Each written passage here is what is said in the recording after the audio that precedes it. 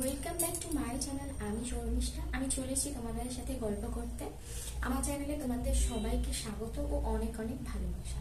তা আমি তোমাদের সাথে গল্প করি না, কিন্তু আজকে কি বিষয়ে আমি তোমাদের সাথে গল্প করতে চলেছি সেটা তোমরা দেখে নিশ্চয়ই বুঝতেই পেরেছো। তো আমি রিসেন্ট আমি যখন ভিডিও দেখি, সবার ব্লগ ভিডিও দেখি, সবই দেখি, মোটামুটি শর্টস বলো ব্লগ বলো সবারই সব ভিডিও আমি দেখে থাকি। তো আমি রিসেন্ট যার ভিডিও দেখেছি, আমি তাদের নাম এখানে নিতে পারবো না, যেহেতু ইউটিউবারদের নাম এখানে নেওয়া যায় না। তো তাদের ভিডিও দেখে আমারও মনে হলো যে আমারও কিছু বলা উচিত। এবার হচ্ছে কি, যে আমি যেটা বলতে চাইছি সেটা হচ্ছে যে মানুষের বাস্তব জীবনে সত্যি কথা বলতে কেউ যদি নিজে কিছু করে যদি নিজে কিছু না আদায় করতে পারে, তাহলে কি করে, তখনই মানুষ নয় একটা ভালো কিছু করার জন্য বা নিজে কিছু পাওয়ার জন্য বিশাল এগুলো ভয় পায়। আর ভয় পাই বলে আমার মাঝে মাঝে একটু চিন্তাও হয় যে আমি সংসার করছি, কার কোথা থেকে কোনটা ভালো লাগবে কি ভালো লাগবে না, তারপর সে কি করবে আমার জানা নেই। তবে হ্যাঁ, ভগবানের উপর বিশ্বাস আছে। আমি নারায়ণ সেবা করি, আমি তারা মাকে ভালোবাসি, আমি শিব ঠাকুরের পুজো দিই এবং আমার দীক্ষা নেওয়া আমার গুরুদেবেরও পুজো দিয়ে যাবে। তো আমি সবসময় দেখে এসেছি যে যখনই আমি কোনো বিপদে পড়েছি বা আমার লাইফটা যখনই কোনো রকম কোনো গর্তের মধ্যে আমি গিয়ে পড়েছি, তো আমার ভগবানই আমাকে সেখান থেকে তুলেছে এবং আমাকে ভালো রাখার চেষ্টা করেছে, ভালো পথ দেখিয়েছে। তো আমি সবকিছু আমার ভগবানের ওপর দিয়ে দিই। কিছুদিন আগে যখন আমি কাজ থেকে বাড়ি ফিরছিলাম, তো আমার খুব জ্বর ছিল, আর সেদিনকে আমি অটো করে আসিনি, কারণ আমি খুচরো টাকা আমার কাছে ছিল না। আমি ভেবেছিলাম ঠিক আছে, আমি হেঁটেই বাড়ি চলে যেতে পারবো। আর জ্বরের দিন আমি ওষুধ খেয়েই কাজে গেছিলাম, কারণ অ্যাবসেন্ট করতে পারবো না। আসার পথে রাস্তায় একটা বিড়াল বেরোচ্ছে, আমাকে মনে হচ্ছে আমাকে ডাকছে। তো আমার পাশ থেকে আওয়াজটা আসছে, একদম গা ঘেঁষে। তো আমি এরকম ঘুরে দেখি, যখন ঘুরে দেখি যে কোথা থেকে আওয়াজটা আসছে, পাঁচিলের ওপরেও নেই, নিচেও নেই, সাইডেও নেই, কোথাও নেই। এবার আমি যতবার পায়ে যাচ্ছি আবার দেখি আমার ঠিক আমার গায়ের থেকে এরকম আওয়াজ আসছে। তো এই নিয়ে আমি যতবারই যাচ্ছি ততবারই কন্টিনিউ সেই আওয়াজটা করছে না। যে কন্টিনিউ যদি আওয়াজটা করতে, তাহলে আমি ভাবতাম যে হ্যাঁ বিড়াল আছে বা কিছু আছে, যেটা হতেই পারে। কিন্তু সেই রকম না, আমি যতবার পাটা এগাচ্ছি ততবারই দেখে যে আমার একদম ফাঁসা। আমি যখন রাস্তায় এপার থেকে ওপারে যাই, তখনও ঠিক সেম আমার মনে হচ্ছে যে আমার কাছ থেকে আওয়াজ হচ্ছে। তারপরে আমি আবার ঘুরে থাকাই, সেকেন্ড বার হয়, থার্ডবারও হয়েছিল, থার্ডবারও ঘুরে থাকাই।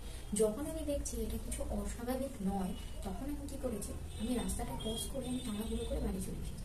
বাড়ি তো চলে এসেছি, কিন্তু আমার জ্বর ঠিক হয়ে গেছে, কিন্তু আমার শরীরটা এমন হয়ে গেছিল যে জ্বর ভেতর ভেতর লাগছিল, ওপর ওপরে জ্বরটা চলে গেছিল। আর চোখ মুখ পুরো টান ধরে গেছিল, আমার এগুলো এগুলো না টান ধরে গেছিল। তো আমি কিছু করতে পারছিলাম না। মায়ের বার্থডে ছিল, মায়ের বার্থডে সেলিব্রেশন করেছিলাম, মায়ের বার্থডের জন্য কেক কিনে নিয়ে এসেছি, কত কি অ্যারেঞ্জমেন্ট করেছি, কিন্তু মায়ের বার্থডেটা আমি আনন্দ করছি, কিন্তু আমার শরীরে দিচ্ছি না, আমার ভেতর থেকে কেমন একটা করছে, আর আমার তাকাতে কষ্ট হচ্ছে এরকম। তারপরে প্রায় এক সপ্তাহ হয়ে গেছে আমি কাউকে কিছু বলিনি, কিন্তু এক সপ্তাহ পরে আমার মনে হলো যে না, আমার বাড়িতে এটা বলা দরকার যে আমার একটু অসুবিধা হচ্ছে। যে কি অসুবিধা হচ্ছে, অসুবিধা বলতে কি, যে আমি কিছু খেতে পারছি না, ভাত খেতে পারছি না, মাছ মাংস ডিম বা তরকারি কোনো খাবারই আমি খেতে পারছি না। আমার শরীরটার ভিতরে না কেমন একটা যেন হয়ে আছে। এবার আমি কি করবো, আর আমি জানি আমি যেহেতু রেগুলার ডাক্তার দেখাই, তো আমি সেই জন্য জানি যে আমার শরীরে আর কোনো এক্সট্রা কোনো প্রবলেম নেই, যেটা আমাকে টেস্ট করতে দেয় কিছু ব্লাড রিপোর্ট বা আরও যা যা আছে সবই আমার কমপ্লিট করা। তো সেজন্য আমার কোনো ডাক্তারের প্রবলেম এটা ছিল না। তারপরে আমার মনে হচ্ছিল যে কিছু একটা হবে, কিছু একটা হবে। তারপরে রাতের বেলা শুয়ে থাকলে আমি দেখতে পেতাম, বুঝতে পারতাম যে রান্নাঘর থেকে বাথরুমে যাওয়ার যে রাস্তাটা, বাথরুম থেকে রান্নাঘরে কেউ যেন একটা হুক করে চলে যাওয়া হয়, এরকম হয়েছে। তারপরে আমি ভাবছি যে আমার এরকম লাগছে। তারপরে আমি যেটা বাবা মাকে জানাই, তারপর বাবা বলে যে নিচে একজন রয়েছে, বাচ্চাদেরকে খাওয়াবে, তো তোকে নিয়ে যাবো। নিয়ে গেছে আমাকে, নিয়ে যাওয়ার পর আমাকে বলতে সন্ধ্যাবেলা করে কোথাও যায়, আমি না, আমি তো কাজে যেতাম। তারপরে আমরা এখন তো আমি কোথাও যাচ্ছি না। তখন বলছে যে তোর তো হাওয়া বাতাস লেগেছে। তো আমি বললাম হাওয়া বাতাস, হ্যাঁ আমি অনেকদিন ধরে খেতে পারছি না। আমি ওনাকে পুরো ঘটনা খুলে বলিনি। আর উনি হচ্ছে আগেকার মানুষ, উনি কোনো টাকা পয়সা নেয় না, কিচ্ছু নেয় না। আগেকার দিনে হয় না যে বাচ্চাদের ঝাড়িয়ে দেওয়া কিছু, সেরকম তো কোনো টাকা পয়সা নেয় না। এবার উনি আমাকে ঝাড়লো, বললো যে 3 দিন এরকম একটু ঝেড়ে দেবে, আর নুন নিয়ে আসতে বাড়ির থেকে, নুন পোড়া করে দিলাম, খাবারের সাথে মিশিয়ে খেতে, আমি খাবার খেতে পারবো। তো ঠিক আছে। তারপরে আমি 3 দিন প্রায় আমি একটু ঝাড়াই আর খাবারের সাথে নুন মিশিয়ে আমি খেতাম, তারপরে আস্তে আস্তে আমার ঠিক হয়ে যায়, আমি খাবার খেতে পারি। এখনো পর্যন্ত কোনো সমস্যা আমার হয়ে ওঠেনি, কিন্তু আমার ফার্স্ট জীবনে এরকম একটা হাওয়া বাতাসের এক্সপিরিয়েন্স হলো। হাওয়া বাতাসের এক্সপিরিয়েন্স আমার কোনোদিন ছিল না, এটা আমার জীবনে কোনো। আর আমি যেহেতু বিশ্বাস করি না, আমি অনেক জিনিস মানে আছে যে আমি বিশ্বাস করি না, তো সেটার জন্য আমাকে সবসময় বলা হয়। আর আমি একটুতে ভয় পেয়ে যাই, মানে আমি যতই করে না কেন আমি একটুতেই ভয় পেয়ে যাই, খেতে এসে হুট করে ভয় লাগে, আমি ভয় পেয়ে যাই। তো সেই ভয় পেয়ে গেলে কি হয়, আমার শরীরটা বিশাল খারাপ। কিন্তু আরেকটা জিনিস আমার মধ্যে রয়েছে, যেহেতু আমি সবসময় ঠাকুর নিয়ে থাকি, আমি গোপাল সেবা করি, কৃষ্ণের গান শুনি সবসময়, কৃষ্ণ কৃষ্ণ মানে একটা ভাব আমি সবসময় নিয়ে থাকতে পছন্দ করি, ঠাকুরের ভাব। তো কোথাও যদি কোনো নেগেটিভ কিছু থাকে আমি বুঝতে পারি, ঢুকলে বা কোথাও এ হলে আমার যেন মনে হয় যে মানে কেমন একটা ফিল হয়, আমি তখন বুঝতে পারি। আমি কিছু করতে পারবো না ঠিক করে, কিন্তু আমি বুঝতে পারি, কারণ আমি ঠাকুরের সময় মানে ঠাকুরের সাথে আমি বেশিরভাগ সময় কাটাই, আমি ঠাকুরের সাথে কথা বলি, বা আমার লাইফে একটা প্রবলেম, বা আমি কীভাবে থাকবো, বা আমি কীভাবে ভালো থাকলে ঠাকুর আমাকে সবসময় আশীর্বাদ করবে, বা সবার জন্য প্রেয়ার করা। আমি ছোটোবেলা থেকে সবার জন্য খুব প্রেয়ার করি, এটা আমার অভ্যাস, এটা আমার সবসময় প্রত্যেক দিন আমি সবার জন্য প্রেয়ার করি।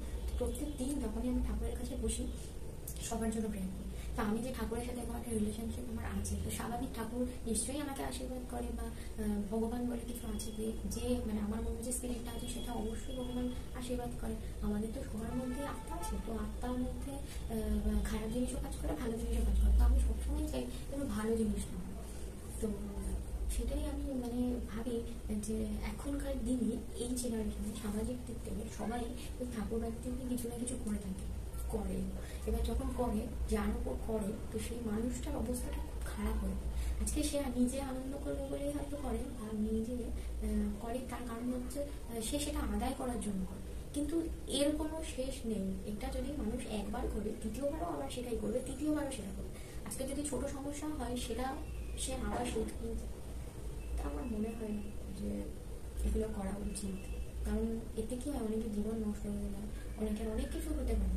এবার ভগবান সেগুলো কিন্তু মেনে নেয় না। এবার কিন্তু হ্যাঁ, যারা যায় এসব জায়গায়, এগুলো কিন্তু ঠাকুর দিয়েও হয়।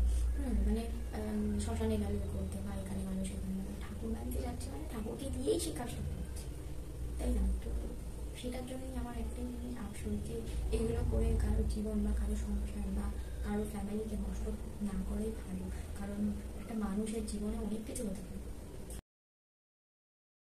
এইগুলো বলার কারণ হচ্ছে মানুষ নিজের থেকে কিছু করে, আবার হচ্ছে কিছু জিনিস সত্যিই থাকে যেগুলোর জন্য মানুষের জীবনে অনেক কিছু ডেকে নিয়ে আসে। তো আত্মা, প্রেত আত্মা, তারপরে হচ্ছে তোমার ঠাকুর বাড়ি যাওয়া, এগুলো নিয়ে অনেক কিছুর সাথে রিলেটেড। তো আজকে আমি তোমাদের সাথে এগুলোই শেয়ার করবো বলেই ভেবেছি। আর যেটা পরিবেশ থেকে হয়ে থাকে তার জন্য খুব সাবধানে চলাফেরা করতে হয়, আর সব থেকে বেশি চলাফেরা করতে হয় সাবধানে নিজের মানুষদের। আমি দেখা হবে নেক্সট ব্লগে, আর মাঝে মাঝে আমি এরকম তোমাদের সাথে গল্প করতে আসবো, ভাবছি একটু সময় দেবো, কারণ আমারও মানে সারাদিন একা একা থাকি, ভালো লাগে না, গল্প করার জন্য আমি কাউকে পাই না, সারাদিন কাজকর্মতে আমার সময় চলে যায়।